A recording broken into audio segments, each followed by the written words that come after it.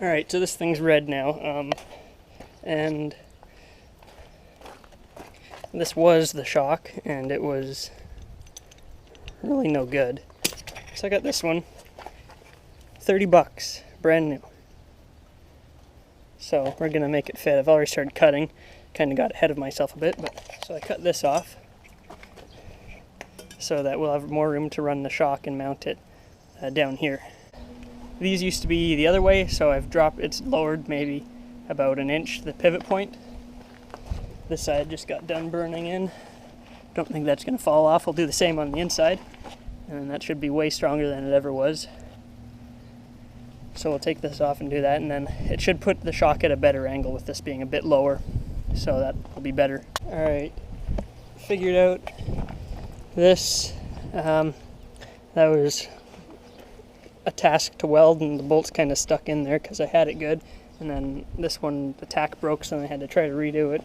But the axle or the swing arm's going to be able to go this way, I think, and then that just over there. The shock's pretty much straight up, so it'll be pretty stiff, I think, but also there's quite a bit of leverage here, so I think it should be okay. Alright, so the mono shock setup is just not going to work. It's just way too undersprung. So I'm going to go with the 2 dual shock setup on the sides. So I've got a bolt here, which is probably just long enough, this one, and I'll make a thing go into like there, off of these pieces that we cut, and then have a little kickstand off the side of it, and then a bolt, and then that should be okay.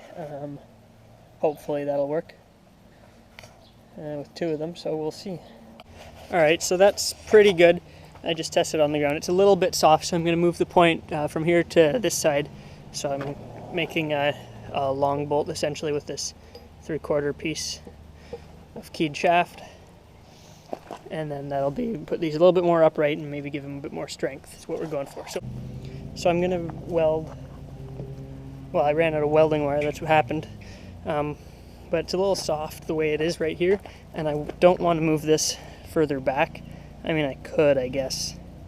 Actually, that might be easier, but I don't know. I kind of think just cut the tacks on this and cut this down to bring it back to like here, so that this is right there, and then it'll be a bit stiffer because it doesn't coil bind when I'm sitting on it, but it would when I hit a big ditch or something. So I want it to be really good from the beginning. So anyways, I think these are 130 pound shocks each, so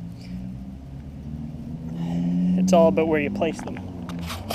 Anyways, so I gotta get more welding wire tomorrow. I guess then we need new front shocks, because the fronts are just springs. They have no shock absorption in them, so I don't know. Well, we'll get this finished first. Alright, so I think they'll be good here. I might want to move this back a tiny bit, but that's where they're going to be. This side's pretty much fully welded. Just going to let it cool down, put the shock on, then fully weld the other side.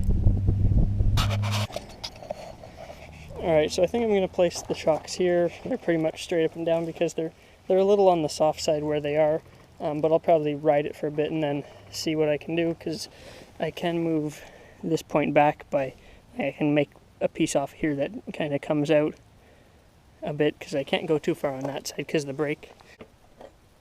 This bar is not welded on yet. I'll sit on it.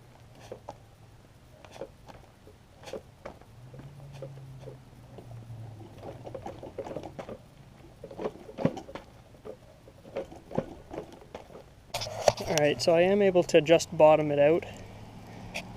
Pretty close to not though. Anyways, yeah, so I think it'll be fine for now. I mean, I'm not hitting motocross size jumps with it, so it should be fine for through the ditches. Definitely an upgrade compared to this. So that's good. And then I can have my center exit exhaust, and it's not going to be in the way of the shock in the middle, so that's better. Good. Alright, so that's the final placement of it for now. I just welded it on the sides and threw a bit of paint on it. I painted it when it was still hot, and it kind of sizzled and like, you know, burnt on there. So I wonder if that's like powder coating, how it bakes the paint on there.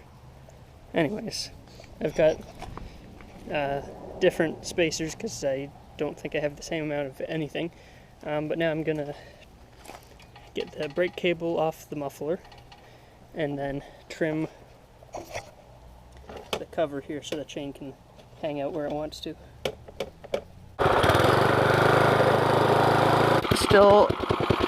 Still looks good.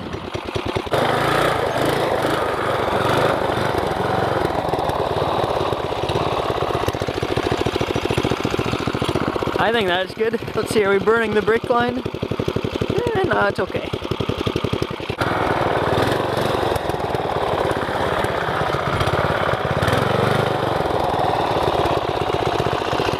Super good. I'm happy with that.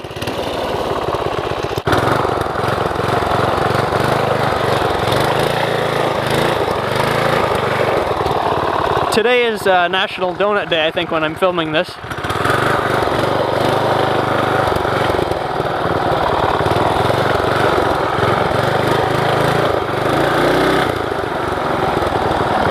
Let's try it on this off-road trail.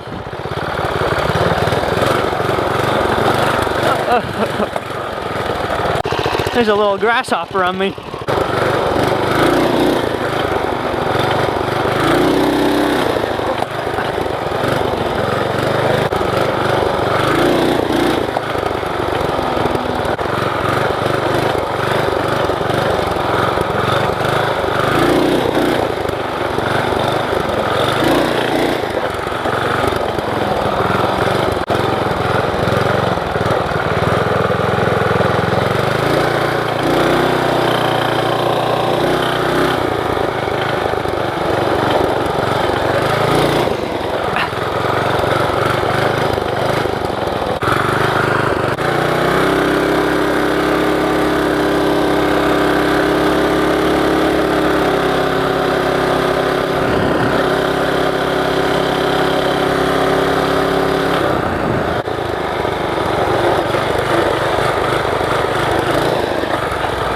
That feels way better than before, like last time I hit that jump with the old suspension, I mean.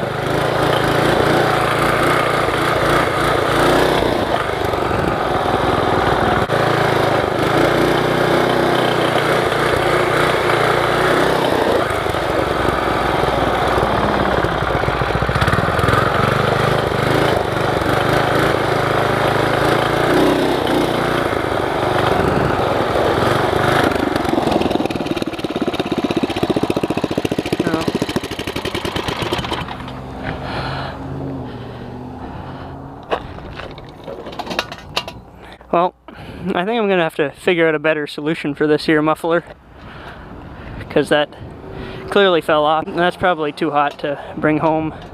Yeah, way too hot. Here and come get it later.